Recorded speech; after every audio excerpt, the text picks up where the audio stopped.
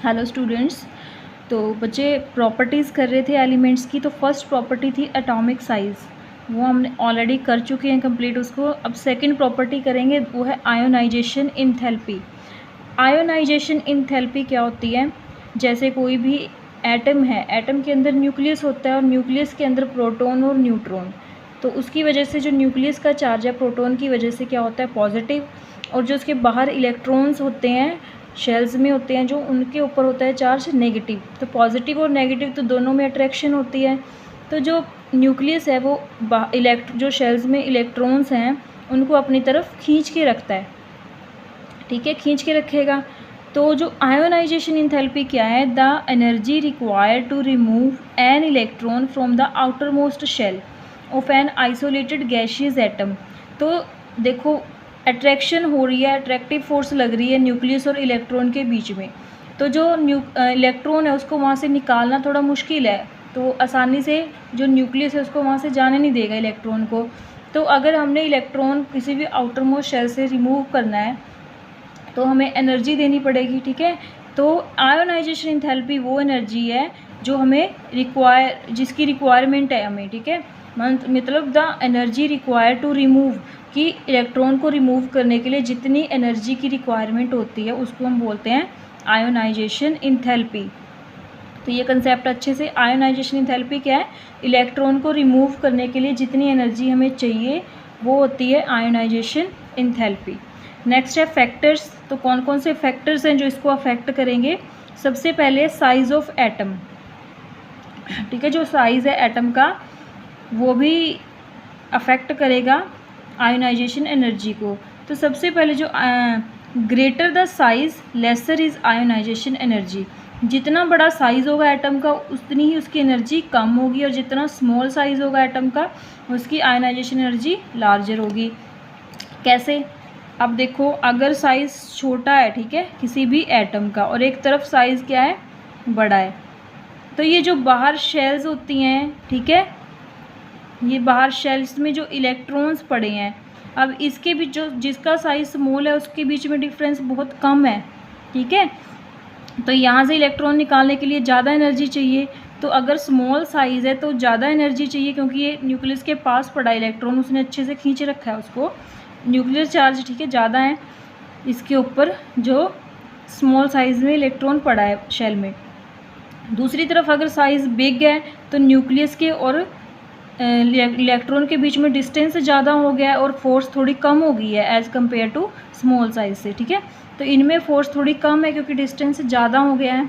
अब फोर्स कम है तो एनर्जी, तो ये आसानी से निकल सकता है, इसको कम एनर्जी देनी पड़ेगी निकालने के लिए, जो पास है उसको ज़्यादा एनर्जी देनी पड़ेगी। इसलिए जो स्मॉल है उसकी लार्ज एनर्जी होती है और जो लार्ज साइज है उसकी कम होती है एनर्जी निकाल। तो ग्रेटर द साइज़ लेसर, जितना बड़ा साइज़ होगा उतनी ही एनर्जी कम लगेगी इलेक्ट्रॉन को रिमूव करने के लिए, क्योंकि डिस्टेंस ज़्यादा होगा, ठीक है। तो साइज़ क्या है? इन्वर्सली प्रोपोर्शनल है आयोनाइजेशन एनर्जी जो है वो इन्वर्सली प्रोपोर्शनल है साइज़ की। अगर साइज़ ज़्यादा है तो एनर्जी कम है, अगर साइज़ कम है तो एनर्जी ज़्यादा है। तो ये अच्छे से याद करना है, आपने समझना है। नेक्स्ट है शील्डिंग इफेक्ट और स्क्रीनिंग इफेक्ट।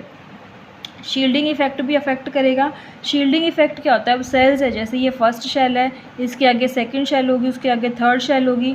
तो बाहर वाले जो इलेक्ट्रॉन्स हैं वो न्यूक्लियस के चार्ज से उनमें स्क्रीनिंग इफेक्ट हो रहा है, मतलब जो अंदर वाली शेल्स में इलेक्ट्रॉन पड़े हैं वो एक तरह से उसको शील्ड कर रहे हैं बाहर वाले इलेक्ट्रॉन को न्यूक्लियस चार्ज से।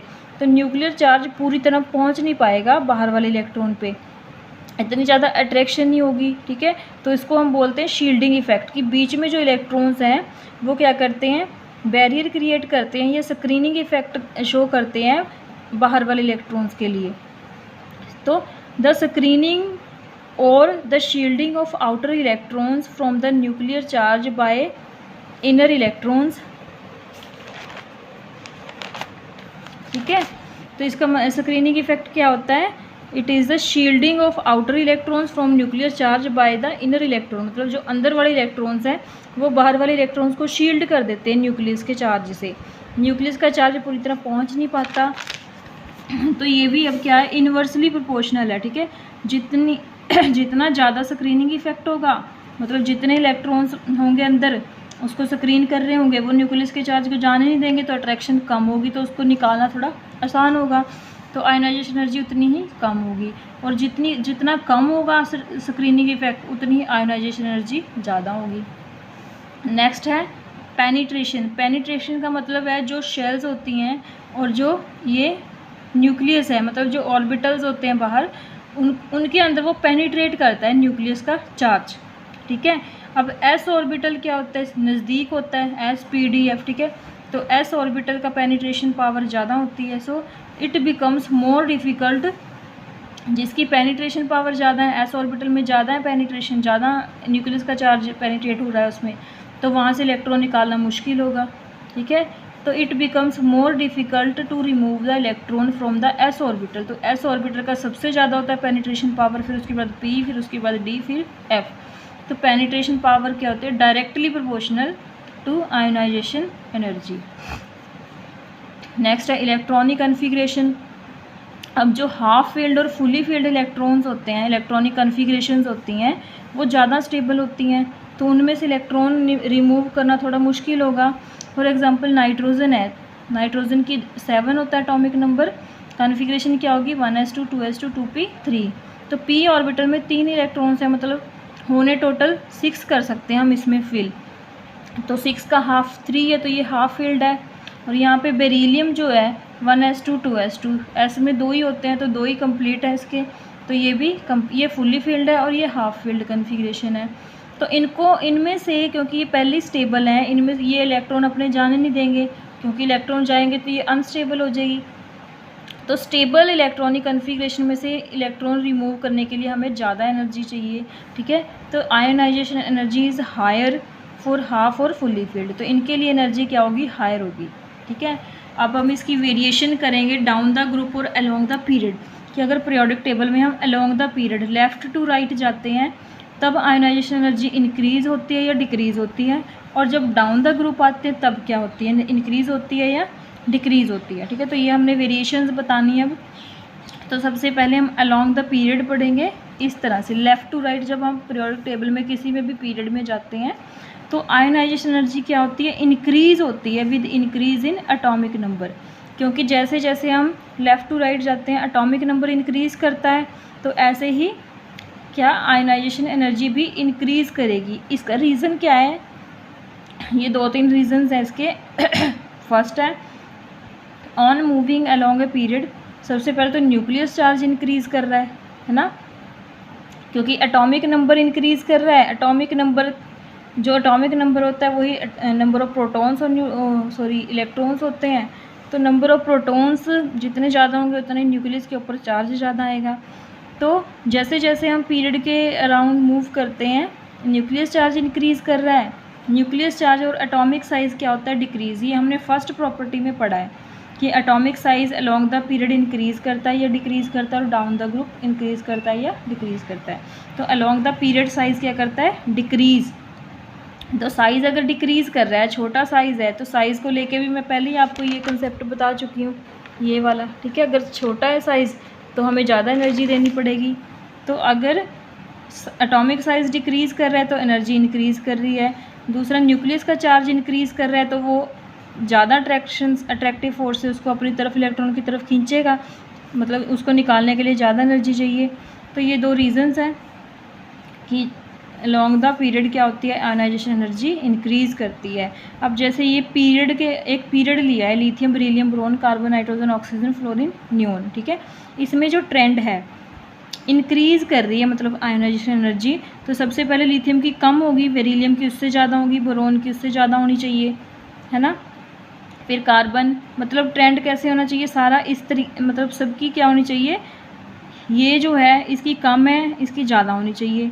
अब इसकी भी कम होनी चाहिए, बोरोन की ज़्यादा होनी चाहिए, बट ट्रेंड में थोड़ा सा उल्टा हो रहा है। क्या हो रहा है, बेरिलियम की ज़्यादा है एज़ कम्पेयर टू बोरोन, तो यहाँ पे ये ट्रेंड थोड़ा उल्टा हो गया है। और एक यहाँ पे जो नाइट्रोजन की है वो ग्रेटर है देन ऑक्सीजन, मतलब सब में ये वाला साइन आना चाहिए अगर डिक्रीजिंग ऑर्डर ले रहे हैं, बट 2 जगह पे क्या आ रहा है, ये साइन आ रहा है, मतलब बोरोन की जगह पे बेरिलियम की ज़्यादा है, ठीक है। और यहाँ पे नाइट्रोजन की ज़्यादा है ऑक्सीजन के कंपैरिजन में। तो बेरिलियम और नाइट्रोजन में क्या है, इनकी कॉन्फ़िगरेशन जो है, बेरिलियम की क्या है 2s2 1s2 2s2 दोनों फुल्ली फिल्ड हैं, और यहाँ पे P में 3 है, मतलब ये हाफ फील्ड है। तो ये फुल्ली फील्ड और half field electronic configuration show कर रहे हैं, जिसकी वजह से इनकी जो है बोरोन से ज़्यादा है। जो बेरिलियम है उसकी बोरोन से ज़्यादा है आयनाइजेशन एनर्जी, और ऐसे ही नाइट्रोजन की ऑक्सीजन से ज़्यादा है। बाकी सेम वही ट्रेंड फॉलो होगा। अब ये तो मैं आपको यहीं पे बता चुकी हूँ कि जो फुल्ली फील्ड और हाफ फील्ड होगी उनके लिए आयनाइजेशन एनर्जी ज़्यादा होगी। तो यहाँ पे यही कंसेप्ट लगेगा। यहाँ से क्वेश्चन भी बनता है, why ionization energy decreases on moving from beryllium to boron. मतलब वैसे तो हम इंक्रीजिंग ऑर्डर में लिख रहे हैं, है ना, बट बेरिलियम टू बोरोन जाते हुए ये क्या हो रही है, डिक्रीज़ हो रही है। क्यों? और ऐसे ही नाइट्रोजन से ऑक्सीजन की तरफ जाते हुए ये डिक्रीज़ हो रही है, क्योंकि नाइट्रोजन का ग्रेटर देन ऑक्सीजन। ठीक है, तो इसका क्या रीज़न है, this is because beryllium have fully filled electronic configuration. उसके पास फुली फील्ड इलेक्ट्रॉनिक कन्फिग्रेशन है, जिसकी वजह से due to which more energy is required to remove the electron than boron. तो उसमें से इलेक्ट्रॉन निकालने के लिए ज़्यादा एनर्जी चाहिए देन जो बोरोन है। बोरोन बाद में आता है। ठीक है, अब वेरिएशंस डाउन द ग्रुप, अगर डाउन द ग्रुप कर रहे हैं हम तो क्या होगा, decrease in ionization energy due to following reasons. मतलब down the group ionization energy क्या करती है, डिक्रीज़।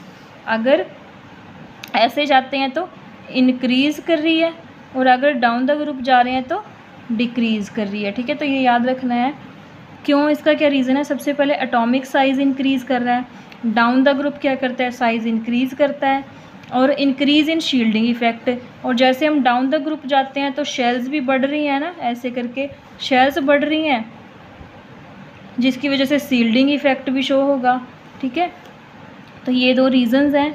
उसके बाद lithium, sodium, potassium, rubidium, caesium, ये डाउन द ग्रुप लिया उन्होंने, फर्स्ट ग्रुप लिया है, तो उसमें दिखाया गया है कि डिक्रीज़ कर रही है। लिथियम की ज़्यादा है, सोडियम की उससे कम है, पोटाशियम की उससे कम है, रुबिडियम की उससे कम है, और सबसे कम है सीजियम की। अब नेक्स्ट है successive ionization energies. Ionization energy के बारे में आप ऑलरेडी जान चुके हो। सक्सेसिव आयनाइजेशन एनर्जी क्या होती है, जैसे हमने एक इलेक्ट्रॉन को रिमूव किया तो वो फर्स्ट आयनाइजेशन एनर्जी होगी, उसमें से 2 इलेक्ट्रॉन्स अगर रिमूव करते हैं तो वो सेकंड आयनाइजेशन एनर्जी होगी। तो इस तरीके से हम क्या करते हैं, इनको सक्सेसिव आयनाइजेशन एनर्जीज़ बोलते हैं। अब जो सेकंड है वो ग्रेटर होती है हमेशा फर्स्ट आयनाइजेशन एनर्जी। मतलब किसी भी इलेक्ट्रॉन से किसी भी एटम में से अगर हमने जैसे ये है, यहाँ से एक इलेक्ट्रॉन को हमने रिमूव करना है तो वो इजीली हो जाएगा, उसके लिए कम एनर्जी चाहिए। बट अगर हमने सेकंड को भी करना है, ठीक है, क्योंकि अगर एक इलेक्ट्रॉन करेंगे तो जो इलेक्ट्रॉन रह जाएंगे उन पे न्यूक्लियस का चार्ज बढ़ जाएगा, है ना, क्योंकि पहले वो जैसे फॉर एग्जांपल 6 इलेक्ट्रॉन्स है, पहले वो 6 में डिवाइड हो रहा है न्यूक्लियस का चार्ज, अब 5 रह गए, अब वो 5 में ज़्यादा बटेगा ना, एज़ कम्पेयर टू 6 को तो कम आ रहा था, अब उसमें से एक निकल गया तो अब 5 को ज़्यादा आएगा वो। तो अब इनमें से इलेक्ट्रॉन को रिमूव करना थोड़ा मुश्किल होगा, इसलिए सेकंड जो है हमेशा ग्रेटर होती है आयनाइजेशन एनर्जी देन फर्स्ट से।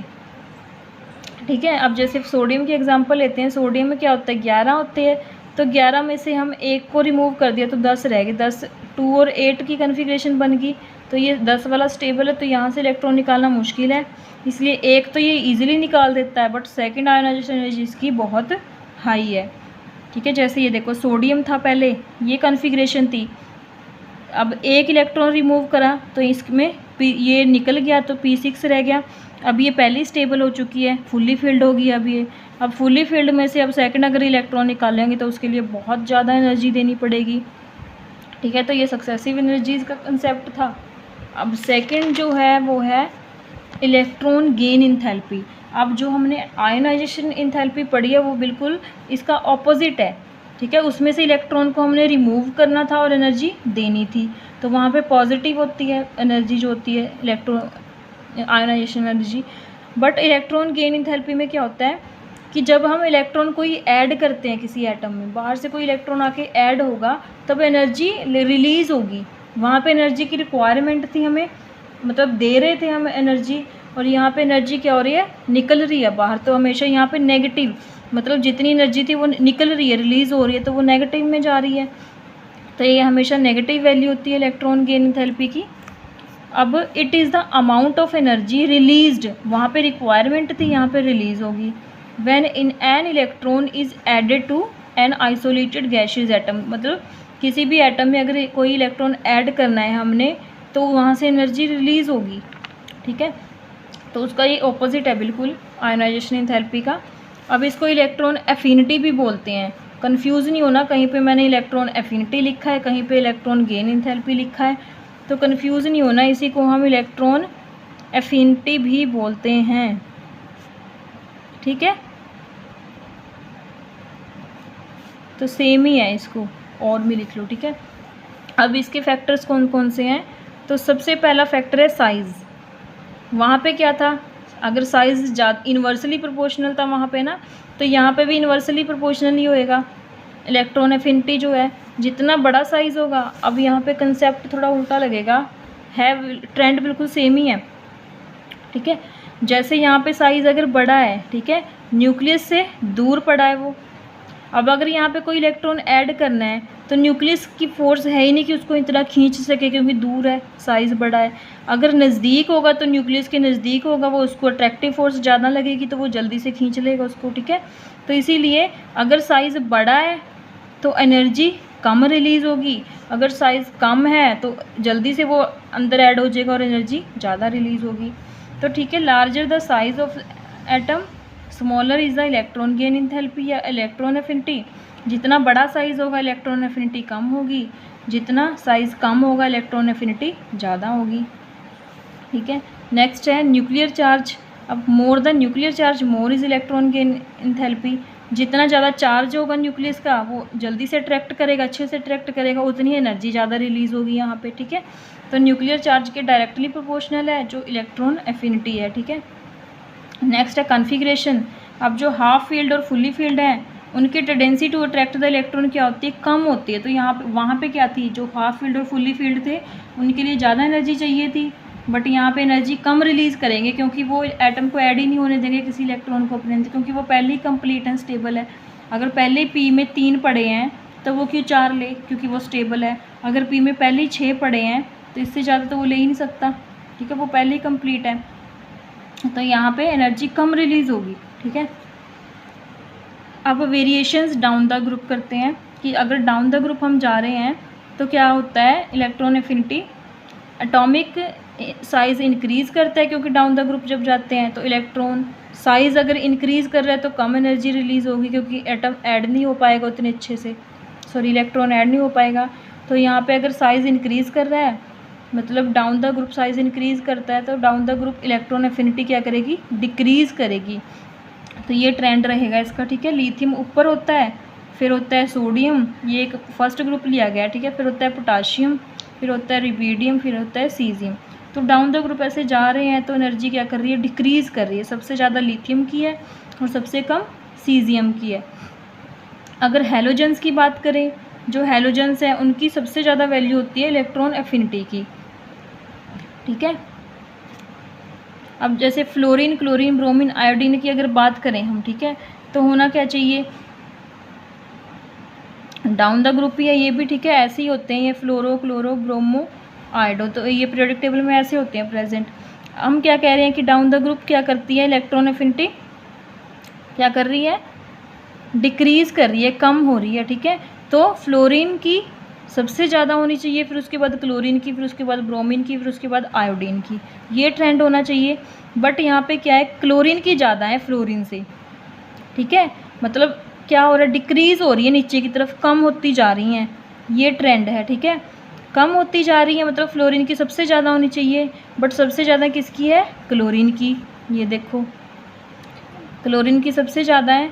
तो इसका रीज़न क्या है, वाई क्लोरीन हैज़, ये भी क्वेश्चन आ जाता है कई बार, why chlorine has highest value of electron affinity than the fluorine, मतलब फ्लोरीन से ज़्यादा क्यों है क्लोरीन की। अगर हम इसकी बात करें तो नीचे की तरफ डिक्रीज़ करनी चाहिए, बट फ्लोरीन की क्या है, कम है एज़ कम्पेयर टू क्लोरीन से। तो इसका क्या रीज़न है, तो सबसे पहले जो फ्लोरीन है, फ्लोरीन अब डाउन द ग्रुप जब जाते हैं तो साइज़ क्या करता है, डिक्रीज़ करता है ना, इंक्रीज़ करता है, अब फ्लोरीन का साइज़ क्या है, नीचे की तरफ जा रहे हैं तो इंक्रीज़ कर रहा है साइज़, तो फ्लोरीन का साइज़ छोटा होगा और क्लोरीन का उससे बड़ा होगा, है ना। साइज़ इंक्रीज़ कर रहे हैं ना नीचे की तरफ, तो फ्लोरीन का साइज़ क्या होगा, स्मॉल होगा। तो due to small size of fluorine, ठीक है, अब साइज़ स्मॉल है तो उसके ऑर्बिटल्स का साइज़ भी छोटा होगा, और क्लोरीन का साइज़ बड़ा है तो उसके ऑर्बिटल्स का साइज़ भी बड़ा होगा। तो यहाँ पे क्या पड़े हैं, पहले ही 5 इलेक्ट्रॉन्स पड़े हैं पी ऑर्बिटल में, ये देखो पी में 3 होते हैं ना, 1 2 3 4 5, तो पहले ही 5 पड़े हैं यहाँ पे, और यहाँ पे ये बड़े बड़े ऑर्बिटल हैं इसके पास, क्लोरीन के पास ही, तो यहाँ पे भी 5 ही पड़े हैं। बट क्या है, यहाँ पे साइज़ बड़ा है तो यहाँ पे स्पेस पड़ी है, अभी भी वो इलेक्ट्रॉन को एक्सेप्ट कर सकते हैं। अब फ्लोरीन का साइज़ छोटा है बहुत ज़्यादा, तो वो और इलेक्ट्रॉन एक्सेप्ट नहीं करेगा, ठीक है। तो वहाँ पे क्या होगी, रिपल्शन होगी, मतलब पहले ही साइज़ कम है, उसमें 2 2 इलेक्ट्रॉन पड़े हैं, तो उनके अंदर क्या हो रही है, रिपल्शन हो रही है, एक दूसरे को वो रिपेल कर रहे हैं। Therefore fluorine has lesser value, तो इसकी वजह से वो और इलेक्ट्रॉन ऐड नहीं कर पाएगा, जिसकी वजह से वैल्यू क्या होगी, इलेक्ट्रॉन एफिनिटी कम होगी, lesser value of electron affinity. ऐसे ही ऑक्सीजन सल्फर का ट्रेंड लेते हैं हम, ठीक है। तो ये तो हो गया था इलेक्ट्रॉन एफिनिटी वाला कंसेप्ट। अब नेक्स्ट है इलेक्ट्रोनेगेटिविटी, ठीक है। इलेक्ट्रोनेगेटिविटी क्या है, the tendency of an electron of an atom to attract the shared pair of electron towards itself in a bonded atom. मतलब अगर बॉन्ड बना हुआ है, जैसे हाइड्रोजन और क्लोरीन, ये दो इन दोनों के बीच में बॉन्ड बना हुआ है। अब क्लोरीन क्या होता है, ज़्यादा इलेक्ट्रोनेगेटिव होता है। इलेक्ट्रोनेगेटिव का मतलब क्या है कि इस बॉन्ड में जो 2 इलेक्ट्रॉन पड़े हैं वो क्लोरीन अपनी तरफ खींच रहा है, क्योंकि ये ज़्यादा इलेक्ट्रोनेगेटिव है, ठीक है। तो क्या होती है electronegativity, tendency of an atom to attract. अब ये शेयर हो रहे थे पहले, है ना, इलेक्ट्रॉन्स, तो ये क्लोरीन क्या करेगा, इनको अपनी तरफ अट्रैक्ट करेगा, इन दो जो शेयर हो रहे हैं 2 इलेक्ट्रॉन्स, इनको अपनी तरफ अट्रैक्ट करेगा, तो ज़्यादा ये क्लोरीन की तरफ होते हैं, इस तरफ ऐसे, इसीलिए इनके ऊपर नेगेटिव और पार्शियल पॉजिटिव चार्ज होता है, क्योंकि ज़्यादातर किसकी तरफ होते हैं, ये क्लोरीन की, क्योंकि ये ज़्यादा इलेक्ट्रोनेगेटिव है और ये इस बॉन्ड में से इलेक्ट्रॉन्स को अपनी तरफ खींचता है, अट्रैक्ट करता है, ठीक है। तो ये होती है electronegativity, the tendency of an atom to attract the shared pair of electron towards itself in a bonded atom. मतलब यहाँ पे बॉन्ड ही बना हुआ है ना दोनों में, तो बॉन्डेड एटम की तरफ से शेयर्ड पेयर में जो बॉन्ड में जो शेयरिंग हो रहे इलेक्ट्रॉन्स, वो अपनी तरफ खींच लेता है, जो इलेक्ट्रोनेगेटिव, यही टेंडेंसी होती है, ठीक है इसकी। Only occurs in bonded state. अब ये नहीं कह सकते हम अगर अकेला हाइड्रोजन एलिमेंट है, जैसे पहले वाली प्रॉपर्टीज़ तो एक अकेले एटम शो कर रहा था, है ना, तो यहाँ पे 2 बॉन्ड होना जरूरी है दोनों में, अगर बॉन्डेड स्टेट में होंगे तभी इलेक्ट्रोनेगेटिविटी वो शो करेगा, ठीक है। अब इसके फैक्टर्स क्या हैं, ऑक्सीडेशन स्टेट सबसे पहले, तो अगर electronegativity increases as the positive oxidation state increase, अगर +2 से +3 इलेक्ट्रॉन्स कम हो रहे हैं, ठीक है, तो क्या होता है, इलेक्ट्रोनेगेटिविटी क्या होती है, इंक्रीज़ करती है। अगर हम बात करें +2 और +3 में से सबसे ज़्यादा इलेक्ट्रोनेगेटिविटी किसकी है, 3 पॉजिटिव की, क्योंकि जितना ज़्यादा पॉजिटिव ऑक्सीडेशन स्टेट होगा उतनी ही इलेक्ट्रोनेगेटिविटी ज़्यादा होगी। नेक्स्ट है हाइब्रिडाइजेशन। अब हाइब्रिडाइजेशन, 3 तरह की हाइब्रिडाइजेशन हम मेनली पढ़ते हैं, sp sp2 और sp3, ठीक है। अभी यहाँ पे क्या होता है हाइब्रिडाइजेशन में, ये देखो यहाँ पे एक ऑर्बिटल s का है और एक p का है, तो दोनों 50-50% हो गए, है ना। अभी यहाँ पे s का 1 है और p के 2 है, तो यहाँ पे s का करैक्टर कितना रह गया, 33, और इसका बढ़ गया है p का।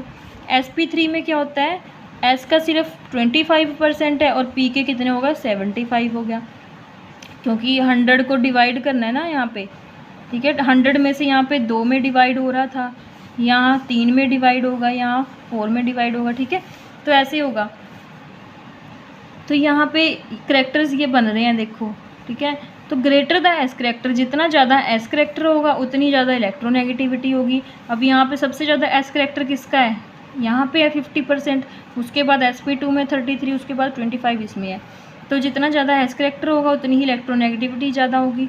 तो sp अगर हाइब्रिडाइजेशन कोई एटम शो कर रहा है तो उसकी ज़्यादा electronegativity as compare to sp2 या sp3 से। अब ट्रेंड्स करते हैं इसके भी, ट्रेंड्स अलोंग द पीरियड। अगर along the period left to right जाते हैं तो क्या होता है, इलेक्ट्रोनेगेटिविटी इंक्रीज़ करती है फ्रॉम लेफ़्ट टू राइट। तो इलेक्ट्रोनेगेटिविटी क्या कर रही है, अगर ऐसे जा रहे हैं वो इंक्रीजेज़ कर रही है, ठीक है। क्यों? Due to decrease in atomic size, क्योंकि साइज़ क्या कर रहा है, डिक्रीज़ कर रहा है। साइज़ अगर डिक्रीज़ करेगा, ठीक है। नेक्स्ट है डाउन द ग्रुप। क्या होता है ये ट्रेंड, डाउन द ग्रुप जब अगर जाते हैं हम तो इलेक्ट्रोनेगेटिविटी क्या होती है, डिक्रीजेज़ करती है, डिक्रीज़ हो रही है डाउन द ग्रुप। तो फ्लोरीन है सबसे ज़्यादा electronegative, halogens are most electronegative. Halogens कौन सी हैं, फ्लोरो, क्लोरो, ब्रोमो, आयोडो। तो इनमें से सबसे ज़्यादा इलेक्ट्रोनेगेटिव कौन है, fluorine. Caesium is the least electronegative and alkali metals. ये चलो अभी छोड़ दो, आप इतना ही करना। इसको याद रखना कि अगर ऐसे जाते हैं तो इलेक्ट्रोनेगेटिविटी इंक्रीज़ होती है, वो डाउन द ग्रुप जाते हैं तो वो डिक्रीज़ करती है, ठीक है। नेक्स्ट है इलेक्ट्रोपॉजिटिव करेक्टर। इलेक्ट्रोपॉजिटिव करेक्टर या मेटेलिक करेक्टर क्या होता है, टेंडेंसी टू लूज़ इलेक्ट्रॉन, मतलब कितने की टेंडेंसी है कि वो इलेक्ट्रॉन लूज़ करे, ठीक है। तो हमेशा आयोनाइजेशन एनर्जी जो होती है वो इन्वर्सली प्रोपोर्शनल होती है मेटेलिक करेक्टर के। अगर आयोनाइजेशन एनर्जी ज़्यादा होगी तो इलेक्ट्रॉन कम लूज़ करेगा ना, वो ज़्यादा एनर्जी अगर देनी पड़ रही है तो कम लूज़ करेगा, अगर कम एनर्जी देनी पड़ रही है तो वो ज़्यादा लूज़ करेगा। तो ये इन्वर्स है एक दूसरे के। अलोंग द पीरियड क्या करता है मेटेलिक करेक्टर, ऐसे डिक्रीज़ करता है, और डाउन द ग्रुप क्या करता है, इंक्रीज़ करता है, ठीक है। अब ऑक्सीडेशन स्टेट या वैलेंसी क्या होती है, valency is the combining capacity of an each element, it will depend on valence electrons present in the outermost shell. किसी भी एलिमेंट की कंबाइनिंग कैपेसिटी, मतलब जैसे कार्बन है, कार्बन हमेशा 4 हाइड्रोजन्स के साथ बॉन्ड बनाता है, तो इसकी वैलेंसी कितनी है, 4, इसलिए 4 हाइड्रोजन इसके साथ लगते हैं, ठीक है। और जैसे वाटर है, हाइड्रोजन, ठीक है, इसकी सिर्फ एक ही होती है वैलेंसी, एक ही इलेक्ट्रॉन होता है इसके पास, तो ये सिर्फ एक ही ऑक्सीजन को अपने पास लगाता है, ठीक है, बॉन्ड बनाता है। अब जैसे फर्स्ट ग्रुप की बात कर रहे हैं, ठीक है, ये ग्रुप्स की बात कर रहे हैं, फर्स्ट, सेकंड, 13, 14, 15, 16।